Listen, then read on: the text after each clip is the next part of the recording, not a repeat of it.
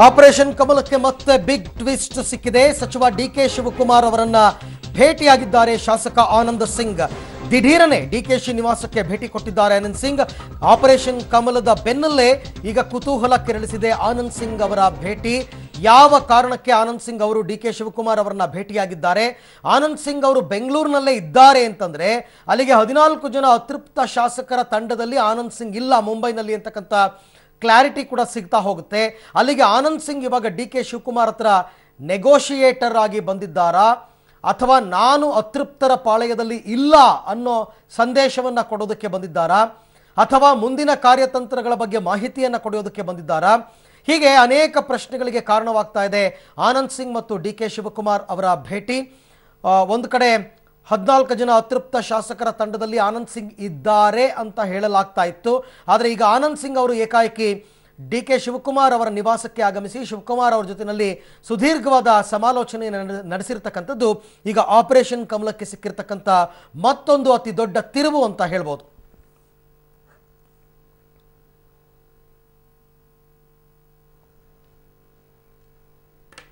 So ಈಗ DK Shivakumar ಅವರ ಸದಾಶಿವನಗರ ನಿವಾಸಕ್ಕೆ ಆನಂದ್ ಸಿಂಗ್ ಅವರು ಭೇಟಿ ಕೊಟ್ಟಿರ್ತಕ್ಕಂಥದ್ದು ಸಾಕಷ್ಟು ಕುತೂಹಲವನ್ನು ಕೆರಳಿಸಿದೆ. ಆನಂದ್ ಸಿಂಗ್ ಮತ್ತು ಡಿಕೆ ಶಿವಕುಮಾರ್ ಅವರ ನಡುವಣ ಏನು ಮಾತುಕತೆ ನಡೆಯುತ್ತೆ ಅನ್ನುವಂಥದ್ದು ಈಗ ಸಾಕಷ್ಟು ಕುತೂಹಲವನ್ನು ಮೂಡಿಸ್ತಾ ಇದೆ.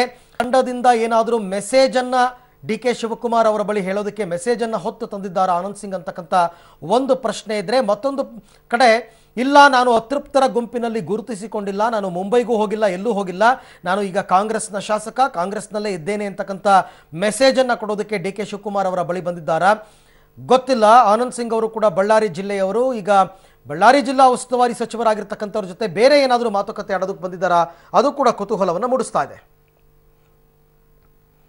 ಓಕೆ, ಈ ಎಲ್ಲ ಡೆವಲಪ್ಮೆಂಟ್ಸ್ ಬಗ್ಗೆ ಮತ್ತಷ್ಟು ಮಾಹಿತಿಯನ್ನು ಪಡೆಯೋಣ ನನ್ನ ಕೊಲೀಗ್ ಮಸೂದ್ ಅವರಿಂದ.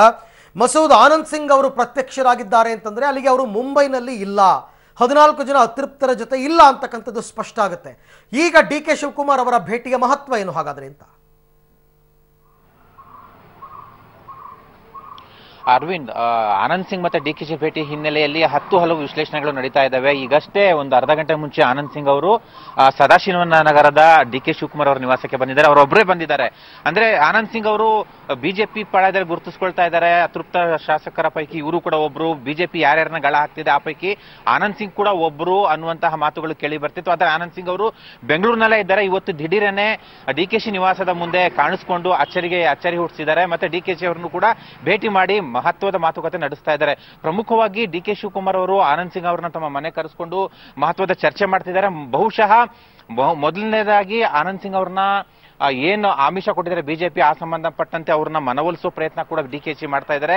ಇನ್ನೊಂದೇನು ಪ್ರಯತ್ನಗಳು ಸಾಧ್ಯತೆಗಳು ಅಂತಂದ್ರೆ ಆನಂದ್ ಸಿಂಗ್ ಅವ್ರನ್ನೇ ಇಟ್ಕೊಂಡು ಇತರೆ ಅತೃಪ್ತ ಶಾಸಕರನ್ನ ಎಲ್ಲ ಒಂದ್ ಕಡೆ ಮನವೊಲಿಕೆ ಮಾಡಿ ಅವ್ರನ್ನ ಮತ್ತೆ ವಾಪಸ್ ಪಕ್ಷಕ್ಕೆ ಕರೆತರುವ, ಅಂದ್ರೆ ವಾಪಸ್ ಬೆಂಗಳೂರಿಗೆ ಕರೆತರುವ ಪ್ರಯತ್ನ ಮಾಡ್ತಾ ಇದ್ದಾರೆ ಅಂತ. ಈಗಾಗಲೇ ಡಿಕೆ ಶಿವಕುಮಾರ್ ಅವರು ಮುಂಬೈಗೆ ಕೂಡ ಹೋಗ್ತಾ ಇದ್ದಾರೆ, ಇವತ್ತು ಸಂಜೆ ಹೋಗ್ತಿದ್ದಾರೆ.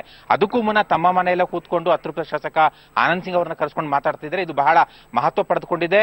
ಆನಂದ್ ಸಿಂಗ್ ಅವ್ರ ಜೊತೆ ಸುಮಾರು 1 ಗಂಟೆ 2 ಗಂಟೆಗಳ ಕಾಲ ಚರ್ಚೆ ಮಾಡಬಹುದು. ಮತ್ತೆ ಅಲ್ಲಿ ಇವ್ರ ಜೊತೆನೆ ಇಟ್ಕೊಂಡೆ ಬೇರೆ ಯಾರು ಅತೃಪ್ತ ಶಾಸಕರಿದ್ದಾರೆ ಅವ್ರನ್ನೂ ಕೂಡ ಫೋನ್ ಮಾಡಿ ಕರೆ ಮಾಡಿ ಮಾತಾಡುವ ಸಾಧ್ಯತೆ ಕೂಡ ತಳ್ಳಿ ಹಾಕುವಂತಿಲ್ಲ. ಅದ್ರ ಜೊತೆಗೆ ಇವರಿಬ್ರು ಕೂಡ ಮಾತಾಡ್ಕೊಂಡು ಬಹುಶಃ ಆನಂದ್ ಸಿಂಗ್ ಅವ್ರನ್ನ ವೇಣುಗೋಪಾಲ್ ಅವರ ಹತ್ತಿರಕ್ಕೆ ಡಿಕೆ ಶಿವಕುಮಾರ್ ಅವರು ಕರ್ಕೊಂಡು ಹೋಗುವ ಸಾಧ್ಯತೆ ಕೂಡ ಇದೆ. ಅದಕ್ಕೂ ಮುಂಚೆ ಡಿಕೆ ಶಿವಕುಮಾರ್ ಅವರು ಆನಂದ್ ಸಿಂಗ್ ಅವರ ಜೊತೆ ಚರ್ಚೆ ಮಾಡಿ ಆ ಬಳಿಕ ವೇಣುಗೋಪಾಲ್ ಅವರನ್ನ ಭೇಟಿ ಮಾಡುವ ಸಾಧ್ಯತೆ ಕೂಡ ಇದೆ. ವೇಣುಗೋಪಾಲ್ ಈಗಾಗಲೇ ಬೆಂಗಳೂರು ಬಂದಿದ್ದಾರೆ.